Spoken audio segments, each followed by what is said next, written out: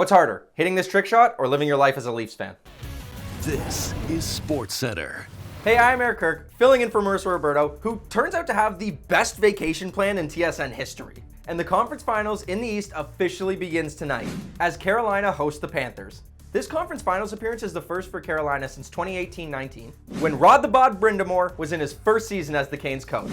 And they got swept in 4 games by the Bruins.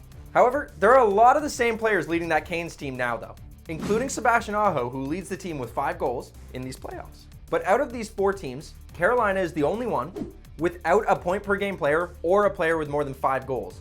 This is a team that can win the cup. You just see a full team from top to bottom contributing. Those are teams that are dangerous in the playoffs. And they've got a coach that looks like that behind the bench. The Hurricanes' calling card is defense and depth. In their 11 games so far, they've only allowed 3 or more goals 4 times, and just once in their last 6 games. Couldn't be the Leafs.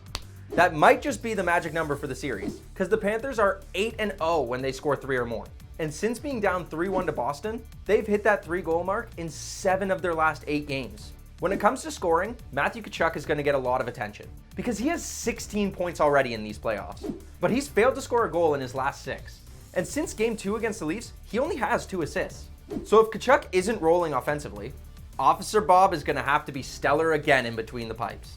The 2-time Vezina winner has never had a stretch like this in the playoffs in his entire career. In his last 5 games, he's 4-1 with a .943 save percentage. And he hasn't allowed more than 2 goals in a game in that stretch.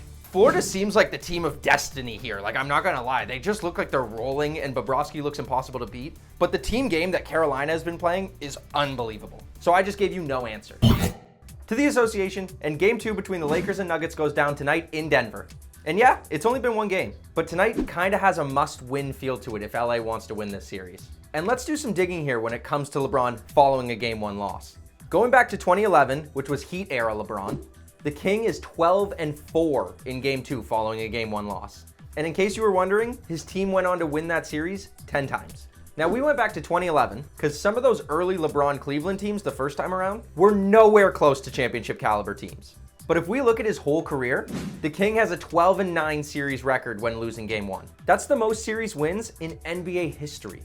But none of those games were against Nikola Jokic, who looks like the league's best player in these playoffs, and also the league's least athletic dude. How does he do it?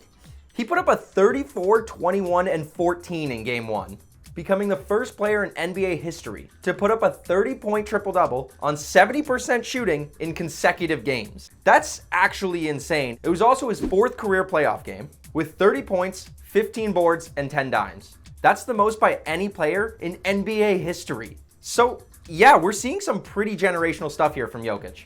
But did the Lakers unlock something in Game 1 in the matchups? With Rui Hachimura guarding the Joker, with Anthony Davis roaming in that free safety role. In the 4 minutes and 22 seconds the pair were directly matched up, Rui limited Jokic to just 6 points, 1 dime, and 3 turnovers, on just 1 of 3 shooting. So do we see LA go back to this matchup early in Game 2 tonight? Well, you can find out tonight on TSN at 7:30 Eastern, 4:30 Pacific. Not sure if you caught this last night, but the official 2026 World Cup logo was unveiled in LA.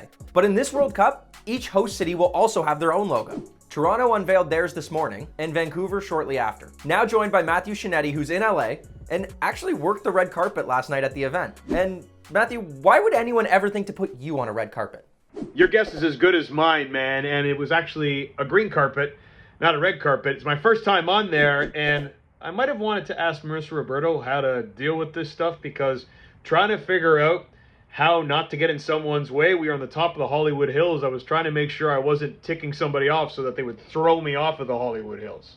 If you're waiting for an answer from Marissa, it might take 20 to 37 business days or when her vacation ends. Who'd you get a chance to speak to at the event? I got a chance to speak to FIFA President Gianni Infantino, who is an incredible salesman when it comes to FIFA events, and he was clearly on the sell 37 months from the 2026 World Cup. But I also got a chance to speak to the OG Ronaldo. That's the Real Madrid, Inter Milan, World Cup winning Brazilian striker Ronaldo, who is actually the owner of Real Valladolid, where Kyle Larin is playing. And if you had asked me even a year ago that I would be speaking to OG Ronaldo about a Canadian striker who's trying to help his team stay in La Liga, I would not have believed you. And he called Kyle Larin one of Real Valladolid's best players, which is also crazy considering how far the Canadian men's national team and its players have come. Okay, let's get you to take off your red carpet hat and put on your reporter hat. There was a Sky Sports report that Real Madrid wanted to bring in Jude Bellingham, Kylian Mbappe, and Alphonso Davies this summer. You've talked to Alphonso's camp. How realistic is a move from Bayern this summer? Yeah, plenty of reports around Alphonso Davies and interest from Manchester City and Real Madrid, who play, of course, in the Champions League semifinal yesterday. But speaking to Davies' agent, Nick Hussey, he said there are, quote, no direct talks with any team, although, shockingly, there is interest in Alphonso Davies. But he also told me that Bayern Munich is trying to extend Alphonso Davies' current contract, which runs out in 2025. That'll be interesting, because Davies obviously is dealing with a thigh injury that could leave him out of the balance of Bayern Munich's last couple of Bundesliga games. But when you consider the future of Kyle Larin, Tajon Buchanan, and Jonathan David, that might present a problem for John Herdman, because those stars might have club considerations and contract situations that they might have to deal with instead of playing for the men's national team in the CONCACAF Nations League final and Gold Cup. So big summer ahead, and maybe some club and country clashes with the men's team. Shooter, thanks so much for joining us. Thanks, Eric. Kadori over the top.